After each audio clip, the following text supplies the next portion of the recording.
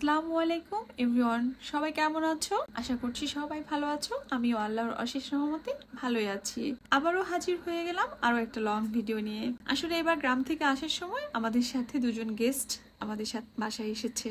আসলে যারা গ্রামে থাকে তাদের কাছে ঢাকা বেড়ানোটা অনেকটাই স্বপ্নের মতো, তাই ওদেরকে একটু ঘুরিয়ে ঘুরিয়ে দেখালাম আর তোমাদের জন্য একটু ভিডিও বানিয়ে নিলাম। আমি যেহেতু বসুন্ধরাতে থাকি তাই আমার বাসার আশেপাশে কি আছে ওদের দেখার খুব ইচ্ছা। এখন আমরা 100 ফিট ধরে সামনের দিকে এগিয়ে যাচ্ছি। গাড়ি থেকেই ওদেরকে চারপাশটা একটু দেখাচ্ছিলাম। এখানে এই রাজবাড়িটা গাড়ি থেকেই ওদেরকে দেখালাম। আমরা তো এর আগে অনেকবার দেখেছি, ওদের কাছে নতুন, ওদের কাছে খুব ভালো লেগেছে। আজকের আবহাওয়াটা ভীষণ সুন্দর, কখনো মেঘ আবার কখনো রোদ, সবকিছু মিলে খুব সুন্দর ওয়েদার। এখন আমরা যে জায়গাটাতে আছি এই অংশটার কাজ চলছে। এগুলো আসলে সেনাবাহিনীর প্রজেক্ট, তো খুব সুন্দর করে পরিপাটি করে সাজানো গোছানো হচ্ছে, একেবারে ছবির মতো করে সুন্দর করে। এটা হলো জলসিঁড়ি পেছনের দিকটা। আমি আর মারিয়া মানে আমার গেস্ট দাঁড়িয়ে দাঁড়িয়ে গল্প করছিলাম।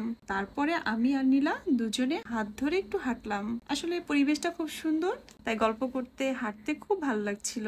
সবাই গাড়িতে উঠে পড়েছে অন্যদিকে যাবে বলে, কিন্তু দেখো আমার যেতেই মন চাইছে না, তাই আমি আবারও কিছুক্ষণ হাঁটলাম। পরে আমিও গাড়িতে উঠে পড়লাম। তারপরে আমরা এখন আবার যাব 300 ফিট হয়ে নীলা মার্কেটে।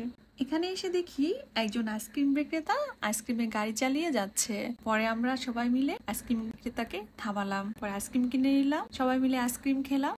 এর মধ্যেই চলে আসলো বৃষ্টি। কোনো রকমে গাড়িতে উঠে পড়তে না পড়তেই তুমুল ঝড় বৃষ্টি শুরু হয়ে পড়েছিল।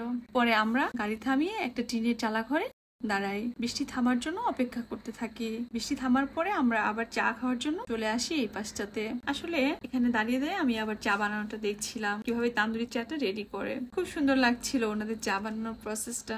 এখন চা বানানো শেষ, আমি চা খেয়ে বাসায় ফিরে যাব। আর এটুকুই ছিল আমাদের ঘোরাফেরা। এতক্ষণ সাথে থাকার জন্য অসংখ্য ধন্যবাদ। আল্লাহ হাফেজ।